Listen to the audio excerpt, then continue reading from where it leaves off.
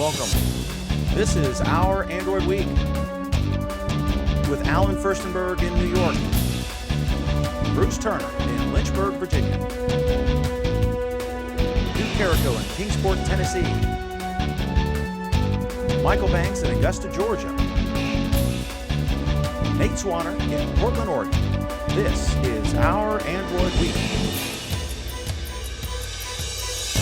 And welcome. Thanks for joining us on this program. Normally, we like to focus narrowly on topics specifically related to Android, but for every rule, there is an exception, and today is one of those times. As Google noted with a Google Doodle today, for U.S. users, this would be the 107th birthday of U.S. Rear Admiral Grace Hopper, born in 1906.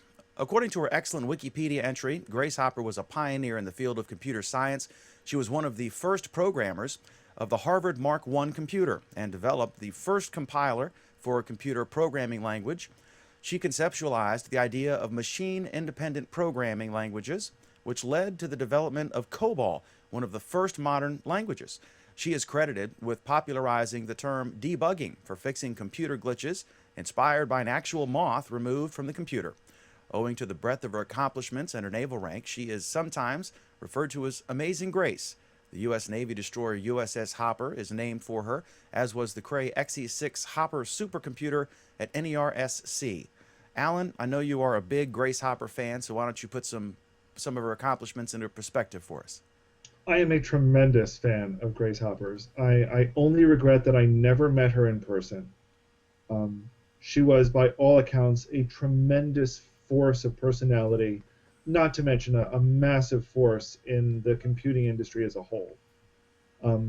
You listed off her credits, and all of those are both true and yet kind of don't really capture a lot of what was so significant and important about what she's done.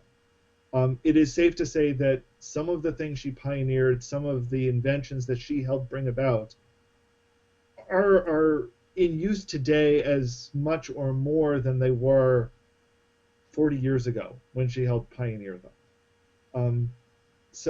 Things that, we talk about how she helped develop the first compiler. She helped invent the concept of a compiler. And this is something that these days everyone just takes for granted, that, you're going to write your computer programs in a high-level language that makes sense, and there will be something that turns this high-level language into the lower-level code that your computer uses. That didn't exist at one point in time. Was it literally was it, I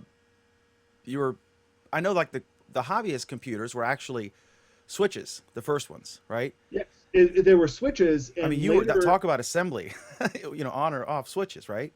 Right. It was switches, and later those switches essentially got translated into a lower-level machine code that people would still write, but it was still a machine code. It was thinking how the machine needed to think. And the concept of high-level languages, of which COBOL is one of the early popular ones that she helped bring about, kind of changed the way of thinking about how you develop for a computer. That you could write it in a more high-level, abstract notation that was more human-friendly. And believe it or not, COBOL was considered human-friendly at the time. Can you tell us about COBOL for folks who don't know? Not much, because thankfully I never had to write a program in it. Very thankfully, because by modern standards, COBOL is difficult and verbose and a pain. But for the time, they were almost billing it sometimes as saying even non-technical people, even people who weren't programmers, would be able to write computer programs in COBOL. That was a bit of a stretch, to be honest. But that was where people were thinking at the time, and that was what Rear Admiral Hopper was working towards, was making computers available for everybody. And at the same time, she also wanted to urge programmers to actually think about what they were doing. She had a concept. She would hand out pieces of wire that were, and I don't remember how long they were actually supposed to be, I should have looked this up, that were the speed of light, the distance that light would travel in 1 nanosecond. And she called them nanosecond wires, or nanoseconds. and she would hand them out, and she would urge programmers to make sure they used as few of them as possible, because that's how you made sure you wrote good code. Wow. So there was just an incredible mind that was there. Um, People will nowadays make fun of COBOL. She was on the committee that helped design the Ada programming language, and people will make fun of Ada. But I think there is nothing, there is nobody at all in this industry, unless they don't know anything about Grace, who would say anything badly about, who would say that she was not one of the leading programmers of our time. Recently, there was a controversy about an ad for Goldie Blox Toys, which featured a song from the Beastie Boys. While the song was about whether the use of the song was legal, the larger point of the ad was admirable, that there aren't enough women pursuing careers in science, technology, and math. Grace Hopper was a very accomplished woman many decades ago, yet we still see a gap in women in these fields today. Why do you think that is? It's hard to say. One of the things I'll point out is that an annual conference about women in computing is named the Grace Hopper Conference in her honor. And I think we don't, yes, we do see this. And you may be asking the wrong person. I would point out that our show on Monday nights are all male, which is I'm part of the problem, not part of the solution, I guess. But I think it's hard to say. You have to remember that Grace Hopper came into computing in the middle of World War II, or at the end of World War II, where people were recognized for the talents that they could bring to the warfighting effort, whether they were male or female. And that egalitarianism, that acknowledgement that everybody has a talent that can help out, that could help, that could help bring the mission home, is in some ways largely lost today. There was a camaraderie of the time that we've kind of lost in many ways. And coming out of that, Admiral Hopper, she wasn't an admiral then, she was very much a young officer at the time, was able to continue to ride that wave, and I use that pun deliberately in some ways. Oh dear. Yeah. Was able to ride that wave and continue the momentum, and really bring about needed changes, not because she was a woman, but she was able to give those insights that she had from those experiences that a man in her position would not have had. Okay. So as I guess the broader part of your question is, why don't we see that today? I think at least part of it is because we're not willing to recognize the talents that everybody can bring to the table. All right. I see we got our first comments here. Rich Had says he purchased a Note 2 as I learned how cool they are from watching this program. We should get a cut, don't you think, Alan? From Samsung or something? Yeah, they should cut us in on the action. He says, is there a way to run an app that will allow me to record the video and audio of a live stream such as Ustream? I doubt it on the Note 2. If you're talking about desktop, there are a number of video capture programs. You might have some legal issues, and I certainly wouldn't want to publicly recommend you do that. I want to record about 15 seconds of a live show that is regularly live streaming on Ustream. Yeah, if someone else wants to weigh on the comments, the best way to do that, I'm not sure. You could, I could do it, but I have expensive programs here. I'm sure there's a solution that's probably free for a basic video capture of your desktop. You could play it and capture that section, I would think. Okay, let's get to our hardware section. Now that we've finished our notable people in the news segment. Polaroid is pulling its Android camera from the market. The Polaroid IM1836 bore a striking resemblance to Nikon's 1 series, so much so that in October, Nikon announced it was suing Sakar International, which manufactured the camera and marketed it as a Polaroid under a licensing agreement. This does not appear to be a great loss to photography. In a brutal but hysterical review on The Verge, Jeff Blagan writes that rather than a fun, inexpensive, easy-to-use compact system camera, quote-unquote, for your mom, what is actually on offer is a hollow plastic inoperative piece of landfill debris. He suggests that the IM 1836 isn't so much a photographic tool as it is a mediocre junior high school science fair project. I love good writing. This does appear to have been an awful camera, and apparently, Alan, a clear case of patent infringement. I was actually going to throw this to Nate, but he couldn't make it tonight because he wrote the story about this. Do you have any thoughts on this horrific excuse for a camera? Not really. Some of the Verge's quotes, though, are really prime. Yeah.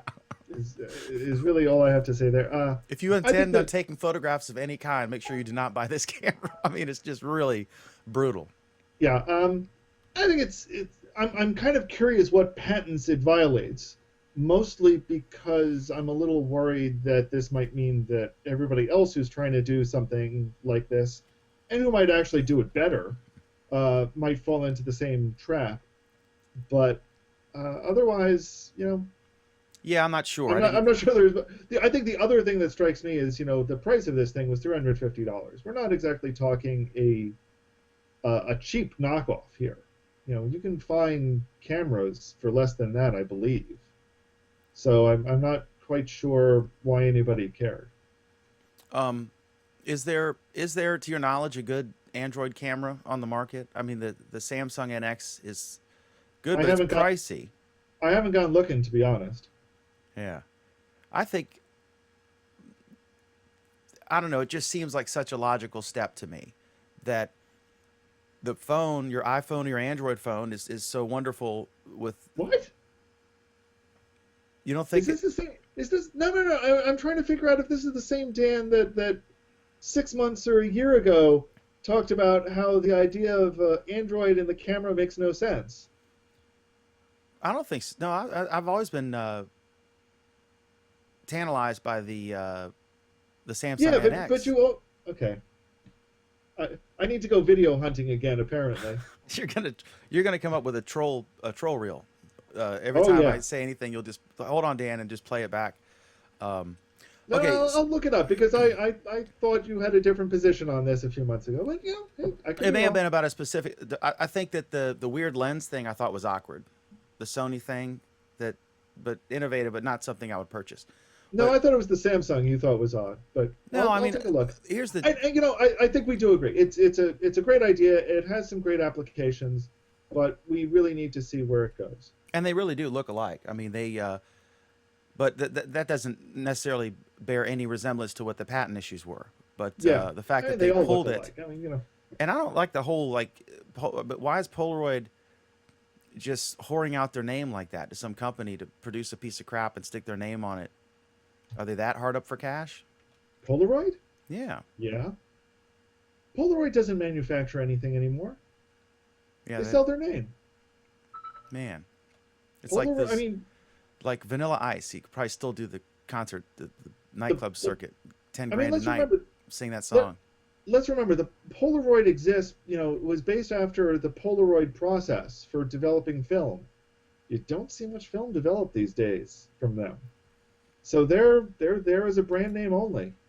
Right now, basically, you have to choose. Like I got the NEX7 camera, which I love.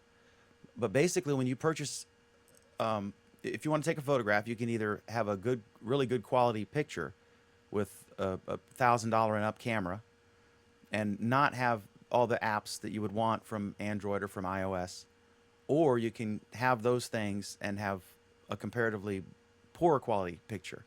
I don't like having to make that compromise. So it just seems logical. Why aren't there tons of good Android cameras? I mean, the operating system is free for the taking. It seems so obvious. It seems as elusive as a good smartwatch. As a consumer, I want to buy these things, but they don't exist. Why? There are at least two reasons I can think of. The first is that everybody was just like you were 6 months ago, saying, "Why in the world would I want Android on my camera?" I wasn't like that 6 months ago. I posted. I think it went viral. To be honest, I'm gonna find this. I think I posted it. I had that as my. We did a special hangout talking about the Samsung NX camera, and I had the damn thing as my desktop picture for a long time. I'm gonna go look for this thing. Good thing we've got good show notes. He's like the guy in that Google video today who wasn't a Google guy. The second point, though, the second reason, though, is I think people have a certain expectation for how their cameras should work, and they expect that they can turn it off, and when they turn it on, they can start taking pictures when they turn it on. They don't expect to need their phone to boot up for 2 minutes before you can take pictures. That is an issue. You're right. And that's a real issue. My NEX, I mean, most cameras, you keep them on, and they power down after a minute, and you can just hit that shutter button, and immediately you're ready to go. Right, or you can leave them on, and they're consuming next to no power at all. You cannot reenact the meteorite. You can wait 100 years. Okay. Are we good on this? Bashing the... We're so good on this. Let's keep going. Landfill debris story. Okay. Next up, Google is continuing its march into our living rooms. First, there was Google TV, and then the popular and inexpensive Chromecast. Now, the Information's Amir Efrati, formerly with the Wall Street Journal, and now he's with a new site called The Information, says Mountain View is set to release a Nexus TV, sort of an Android streaming set-top box. Adding to this, a co-founder of Cyanogen says that with the latest Android update to 4.4.1, today now it's 4.4.2, he expects to see Android mirroring to Chromecast very soon. So first on the Nexus TV, Alan, is it, from your understanding, is this primarily going to be a streaming box for video, or is that just a small part, do you think, of an actual Android device that uses your television as the screen? Like back to the old days when you'd buy the Commodore computer and your television set was the monitor. I've got no idea, to be perfectly honest. I really have no even vague concept on what people are pulling out of thin air. Do you think that that's a good idea? I mean, because you're a big Nexus Q fan. So... Do I think it's a good idea to have a Chrome box that attaches to a TV? Chromecast is sold very well because it's a neat little device. It's somewhat limited. It's got big potential, and it's cheap. The price point's a big deal. Right. And then, what it's going to boil down to is what in the world is this device? If it is a Chrome box that happens to attach to a TV, well, that's what I've got right now. That's what I'm using right now, is a Chrome box that can attach to a TV. There's a pretty big so what factor there. Yeah, it doesn't seem like a big, unless it's a full Android device, it doesn't seem like anything that would be any better than Google TV, which has not been widely adopted. No, because there's, although Google TV does do some cool things, it's big, it's clunky, it's complicated. That was really the genius of the Chromecast, is it does one thing, it really does two things, but it does one thing, it does it really well, and it doesn't try to, and it changes how we think about using TV. Yeah, I have one. How we use these devices, and the Google TV didn't change how we thought about using these devices. It was trying to do things the same way that Apple TV was doing, and that was just a mistake. I have one, and I loaned it to my housekeeper because she had some kids coming over, and it's a great babysitter. She could do Netflix onto it, right? But I don't really need it because on my television is I have one 32-inch TV here, and it's one part of my computer, right? It's half my desktop monitor. So I really don't need a Chromecast because I can just drag a Netflix window or whatever over to it. But if this was a TV in the living room on a wall with no kind of no internet connection, and if it weren't a smart TV, it is, then clearly I would have a Chromecast on every one of those TVs because it is a fantastic device. It does one thing well, and it's just freaking dirt cheap. I don't know about the whole thing having a Chromecast party and everyone's adding videos to the queue because that's kind of kludgy, as Craig says. But to straight up stream Craig thinks everybody is kludgy, but that's because he's using a kludgy device. But that's another story altogether. Okay, what about the Android streaming to Chromecast? I think that's a big deal. Well, let me cut you off right here. I think it's a mistake. I think it's an error, or you think it'd be a mistake to do that?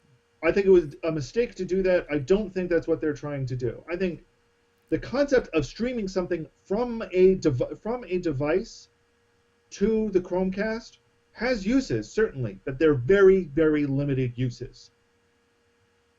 And I thought it was like mirroring. In other words, just whatever's on my screen is on going to the Chromecast. And I think there are very, very limited uses for that. I think having it there is fine. And I think it's a great tool, and I look forward to actually seeing that in wider deployment because I've got some good applications for it. But I think for the most part, if that's what you think you want, you're wrong. There are times when I might want, you think it's a loser. Yeah. Okay. I think it totally goes against the concept of Chromecast. Okay. Chromecast is awesome because it is a standalone device. It works without my phone doing a darn thing. I touch one button on my phone, Chromecast runs, and that's it. It keeps running. It's not draining my phone's battery. My phone doesn't have to do anything. I can do other things on my phone at the same time.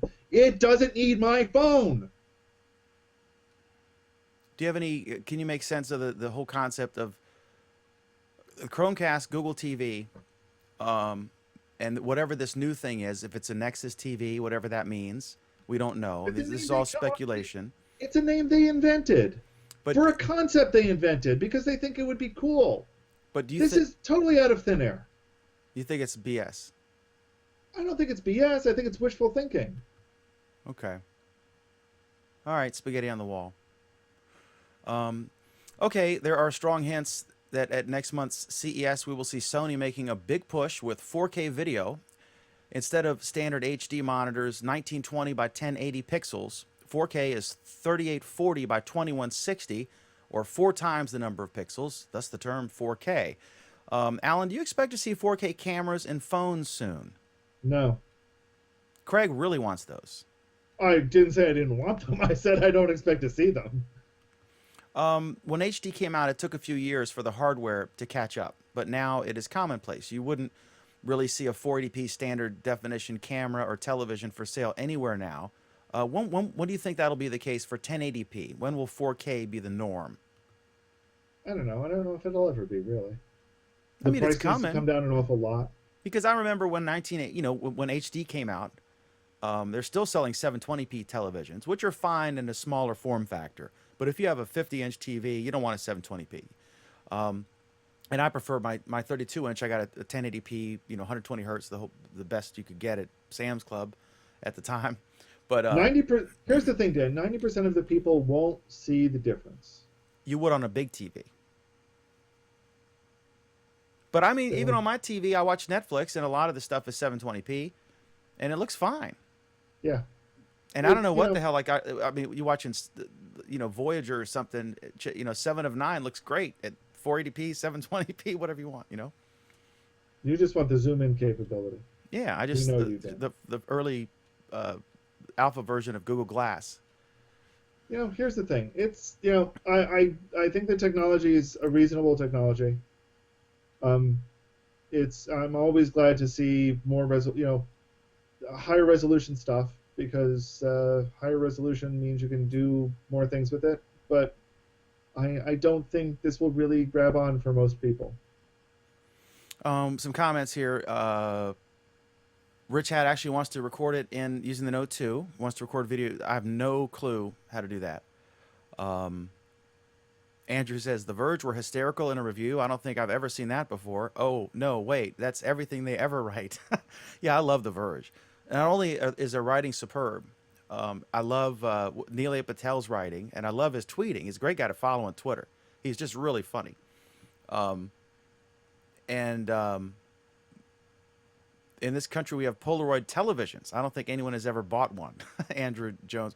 I was very surprised. I went into, I don't know if it was Harrods or Marks and Spencer or what it was over in London. I was very surprised to see Toyota sewing machines on sale. Because here, Toyota is basically cars. But apparently, like Samsung, they've become ubiquitous with the Android phone in the United States. But really, Samsung is a huge Korean corporation that produces all sorts of things, not just phones and electronic devices. And then presumably when Google releases the new better camera API, more manufacturers will get on board. Dan, there's some merit to that argument. I'm not entirely sure. It'll be interesting to see, but there is some merit to that argument. Okay. Dan, you're showing off the new teleprompter. Yes. I gave in We'll be talking about it later when he talks about his app of the week. I gave in and bought an imported Chromecast. I really wish Google would have launched it in the UK before Christmas. Yeah. Do we know why? Was that a rights issue? I mean, I know they always... I'm guessing it's some combination of a rights issue and wanting to make sure they had all of the players that they wanted on board for international stuff, and the fact that they're barely able to keep it on the shelves in the U.S. Streaming from an Android device to a Chromecast would seriously hamper battery life. I agree. HD is still waiting for mass adoption here. At least no one is upgrading to 4K for at least 5 to 10 years. I don't think it's happening next year, but I think it's not 5 or 10 years. I think it's 5 or 10 years. How long did 1020p take to adopt? You know, I don't know. When it first came, I don't remember. You're much older than I Far am. more than 5 years. Huh. Okay. I've got a 720p that I got like 5 or 6 years ago. Huh. Okay. That's why you're defending 720p's, so you don't hate yourself for buying one. No, I don't hate myself for buying them. Okay. But you never see tube sets anymore. There are a lot of reasons why you don't see tube sets anymore, though. Tube sets started going out when the V-chip was required, and practically were killed when the U.S. switched to HD broadcast, because basically all of the components of it were by that time completely obsolete. So as people started needing to replace their televisions anyway, it became cheaper and easier to just replace it with flat screens. Flat screens are cheaper to manufacture, for that matter. I can't wait until every single freaking channel is 16 by 9, because you still see they have to cater to the SD, right? They'll always have to cater to the SD. You think? I mean, with the lower thirds, like you really can't use anything. Like if this were like right now, we've got the show bug on the top right. Dan, here's what it boils down to. That would have to be in more, if we were on broadcast television. Not that that's the biggest issue. Go ahead, Alan, and then we'll move. No, never mind. Let's move on. Okay. I'd like the show to end sometime tonight. Okay, a bit of a brouhaha is developing in India over a KitKat Nexus 7 giveaway. Contestants were promised an all-new Nexus 7, but winners received a 2012 version of the tablet. Winners of the KitKat contest in the US, the UK, Canada, and Australia were given a 2013 version. KitKat India said that the contest ended in September, and that's when the tablets were shipped, adding that the new Nexus 7 debuted in November. Alan, should these folks, and there are almost 1,000 of them, get a replacement tablet? I'm not sure. What a PR fail. I'm not sure they should get a replacement tablet. I do think that whoever ran the promotion was stupid in offering the wrong model, and I think Google was stupid in not launching this tablet worldwide. There are people. What's the right way to put this? A lot of people in the U.S. are stupid about just how smart everyone else in the world really is. And connected. You can't give all the white countries the 2013 version and the brown country the 2012 version without someone getting on Facebook and raising holy hell, as they should. People in India know when we get devices. They aren't stupid, and they know how to order them from the U.S. It's really pretty easy. Our UK, we just had the comment from the UK about how they got the Chromecast in the UK by ordering one from the US. They're not stupid. People in Australia are rebelling about the fact that they're paying 10 or 20 or 50 or 100 times more for the same devices there that they would have to pay for it if they bought it in the US or England. They're not stupid. So it's time that manufacturers stop being stupid. So that's our advice to you. Don't be stupid. Cadbury. Google. You anti-Indian chocolatiers. Okay. All right, excellent. We've succeeded in offending 1.1 billion people. ComScore is out with their quarterly OEM and app numbers for October. Apple is holding steady at 41% of smartphone subscribers, with Samsung around 25%. Motorola, HTC, and LG each have about 7%. Android is at 52%, with iOS at 41%. The others are barely on the radar screen. Do you have, we discovered Facebook's app has the widest reach with a user base of 76%, followed by Google Play and Google Search in the 50 percentile. Alan, do you see any interesting nuggets in here? Trying to dig through this has been difficult. The one thing I was trying to figure out that I wasn't completely able to determine is exactly what they were monitoring. If this was a worldwide, if these numbers are worldwide or if they're only reflecting U.S. information. There we are, U.S. smartphones. Oh, okay. Subscribers age 50. That's an important clarification. Yeah. It is an important clarification. So we're just talking the U.S. Yeah, because Weibo and stuff didn't appear on there, so it has to be Right. U.S.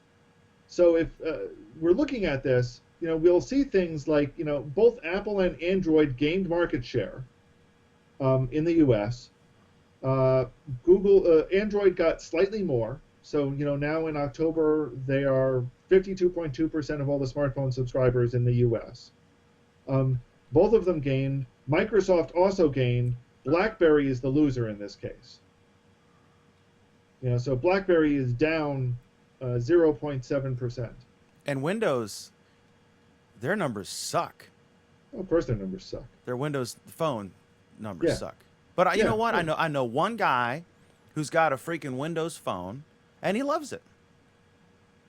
Yeah, it's a fine phone. This is one of the things that we keep missing in this whole, whose phone is better argument. They're all decent enough.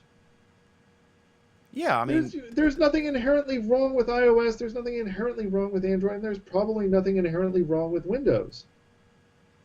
Just, it's a question of where are the apps, and right now the apps aren't there. But otherwise, it's probably a halfway decent phone, at least as much as, certainly, for everything that we talk about Samsung, I will still talk about my utterly horrible Samsung Android phone that I had. And that's what model?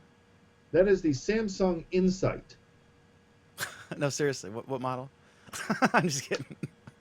Seriously, it is the Samsung Insight. Oh my God, that looks like my Motorola Photon. Does it flip?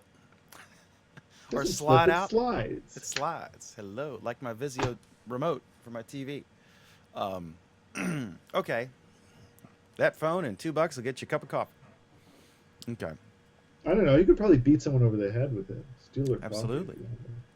Anyway. All right. According to an IBM report, Cyber Monday online sales were up 21% this year to a new record. Mobile sales grew by 55% to 17% of total online shopping. Of that 17% of sales, 14.5% were iOS users, and only 2.6% used Android. Adding insult to injury, the Android purchasers were also stingy, spending $107 per sale compared to Apple users $120 per sale. Alan, I see that people who checked the deals out on a mobile device tended to browse on smartphones, but preferred to make a purchase on a tablet. Do you see any other things jumping out at you from this study? It's interesting, though. No, it's interesting. I think, the biggest duh to me was that people who waste their money on Apple phones are going to also waste their money on other things. That was kind of a no-brainer as far as I was concerned. So yeah, it was interesting, but no huge surprises as far as I was concerned. Okay, why do iOS users spend more in the way of app purchases and product purchases, you name it? And I've always heard this from all sorts of people. I mean, this is a constant refrain I've heard for multiple times. Here's what it boils down to. Craig will spin this in a negative light, but Android users are not, paying a premium for a freaking phone. They, for us Android users, a phone is something you use. It is relatively low cost, and you're not just going to be paying you're not going to be wasting money on something you largely don't need. And I think that carries through with the apps. So once you've paid $600 for your phone, you're willing to pay $2 for a program. Whereas if all you're paying for your phone is $150, you're not necessarily as likely to pay $2 or $1 for a program. And that carries through on other spending decisions as well. The iPhone, it's a fine phone. I'm not saying it isn't. I may even say that it's worth $600. But I think it's more accurate to say that people who are willing to fork over the extra money for something that you don't necessarily get that much extra value on are willing to do the same thing when it comes to their apps, when it comes to other purchases. Okay. But it's just interesting, guys. I've seen guys say that I forget, it was on or not ESPN. It's all over. There are Yeah, lots of places. it's clearly that if you're selling stuff on the internet, you're going to get a lot more money from iOS than from Android. The trend is clear. Okay. It's clear across the board. But again, I think that, like I said, I think that ties to the cost of the phone and the fact that people are willing to pay a premium for the phone itself. Okay. And then one story I forgot was I just skipped it accidentally. It's really just, I don't think this applies to everybody. Maybe it does. But Android 4.4.2, a new update, and apparently this one's also about the camera. This is mainly, I guess, the Nexus 5 phone. There were camera issues. That was the 4.4.1. Yeah, but apparently this update is rolling out across the board. Okay. So all Nexus devices, except for the Galaxy Nexus, who are being screwed over, are getting this update. So presumably there are other changes under the hood. And as one person pointed out, it's interesting, though, to see that they're doing a full new release to deal with the fact that they had a bug for some small devices, so it's kind of catering to the Nexus devices for this. Okay. All right. Do you want to go We have first? we have this comment from Rich. Whether you like it or don't like it, you better learn to love it, Dan, because Alan's always right. Absolutely. Thanks, Rich. Absolutely. Okay, so We have this story from Andrew also, which is kind of an interesting point. That if patent invalidation gets upheld in the EU, Android manufacturers should sue Microsoft to get back their licensing fees. And part of this is a result that I believe in Germany, the Microsoft FAT patent, which is part of what they've been collecting license fees on for Android for all this time, has been invalidated. And that was in the news this week or the previous week, if I remember correctly. So that's kind of interesting. And we'll see where that goes. okay, awesome. All right, did you want to do your app first or second? Oh, I can do it first, sure. All right, cool. You do that, and then while you're talking, I'm going to grab the case for this. So my app this week is one that everybody should have, but shockingly enough doesn't come installed by default. And that is Barcode Scanner. This is, in some ways, a very simple app. It will scan UPC codes. It scans QR codes. You can share data by using a barcode and having other people scan it. So, if you don't already have this installed, I strongly recommend you do so. Well, it's made by a team at Google. It comes from Google, but you almost never see it installed by default on your phone. Yet it comes in invaluable once in a while when you need to read a UPC or a QR code. So again, that is Barcode Scanner from the ZXing team at Google. Awesome. Okay, so my app it's a physical app and it's a Android app or iOS app for all of our iOS viewers who just watched this show to get angry. Okay, so I have the Sony NEX7 camera here, and then this is This is a 7-inch monitor, right? And then this teleprompter actually screws. You get this thing, and this screws onto your filter. It's by Listec, which is part of the company that does Tiffin filters and other stuff. But anyway, this is an incredible deal on a prompter. So I can't show it to you because I'm actually using it. But I can show you. I'm going to show you a picture here. But it actually just fits. Screws right onto your thing, so you could be in the field and you got your teleprompter here. You're looking at the text, and then you can see yourself here to make sure you're lined up right. If you're a one-man band doing a show, or I mean, like some kind of field reporting. Let me set this down.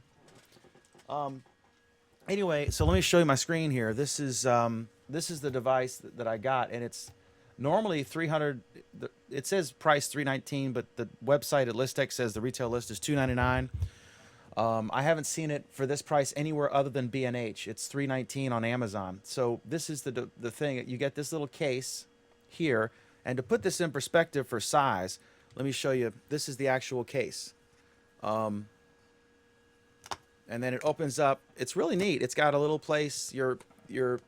The glass fits in here, and your flaps, your sunshade guide, and then this is the remote control, and then the filter thing and the other stuff. So it fits right in here, and then there you go. So it comes with all different filter sizes for whatever your lens is.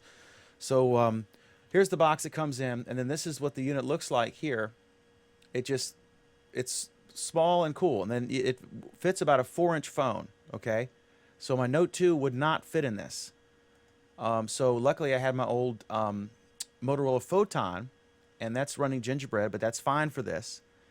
And so the way it works is, and I'll show you here.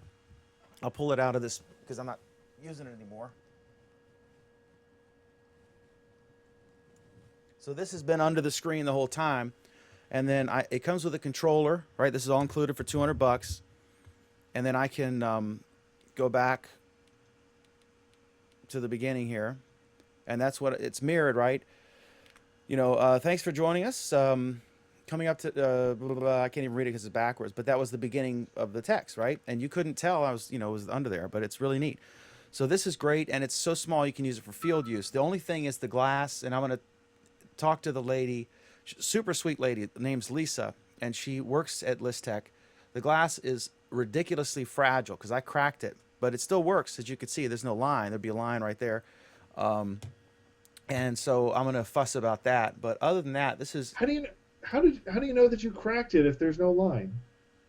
I can see the line. You just can't see it because it's literally 1 inch in front of the lens. Okay. But I'll tell you, I also what I did was I've got my Logitech C920 in it.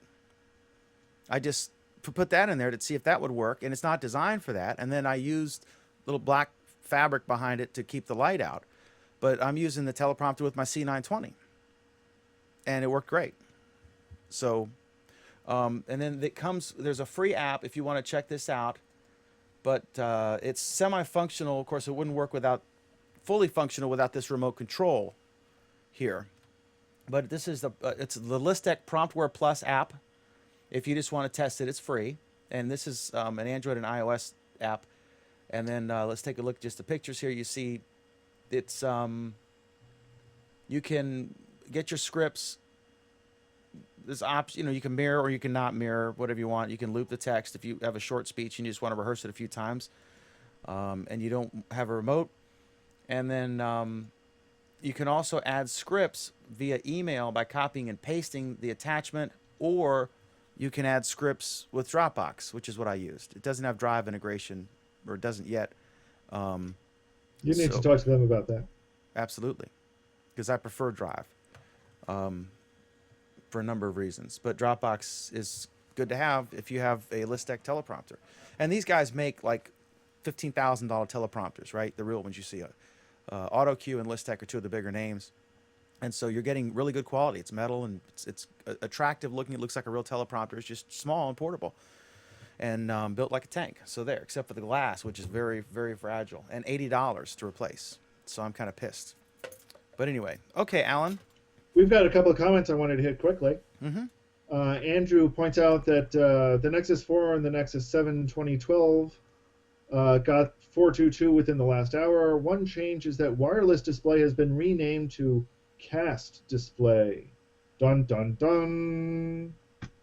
Ah, more evidence, right? More evidence. I still think it's a I don't know. It's a fine feature, but honestly, it's a really poor way to use Chromecast to use the Chromecast. He also points out absolutely correctly that barcode scanner is also incredibly important because almost every app with barcode scanning relies on barcode scanner actually being installed. So yeah, that's right. If anything does barcode scanning, you're going to have this app eventually. And Rich then asks, what do I think about QR codes? It seemed as if they were going to be very popular about a year ago, but I'm not sure if businesses are actually using them anymore. I think I said that. I was right on that. I think I said they're stupid and nobody uses them. And I was right, and you would be the other thing. You know, Dan, I'm really going to have to go pull up that video now. I'm researching the Google Plus Week video one where you called the Chrome box ghetto. In fact, you referred to it, I believe, you referred to Google Drive as being ghetto software. What do I think about QR code? They're immensely popular as long as you're not in the U.S. I just got it. He's right. It just pushed out. It's downloading it now. That's cool. So your phone is 1.1 or something? Hang on a second. Let me look here. No, my Galaxy Nexus still doesn't have it. Restart and install. Here we go, baby. Live coverage of 4.2. We're a thrill a second on this show, Dan. And you Indians don't feel bad because I have the 2012 version as well. But I've had it since 2012. So anyway. All right. We're good? We're always good, Dan. Folks, on Friday we have our other show, Google Plus Week, which is at 8:30 p.m. Eastern on Friday, 5:30 p.m. Pacific. Friday, 8:30 Eastern, 5:30 Pacific, Google Plus Week. Hope you can watch that as well. We love your comments. Thank you so much. We appreciate it. And we will see you again Monday at 9 p.m. Eastern Time, 6 Pacific, for another Our Android Week. Until then, have yourself a great one. Thanks so much.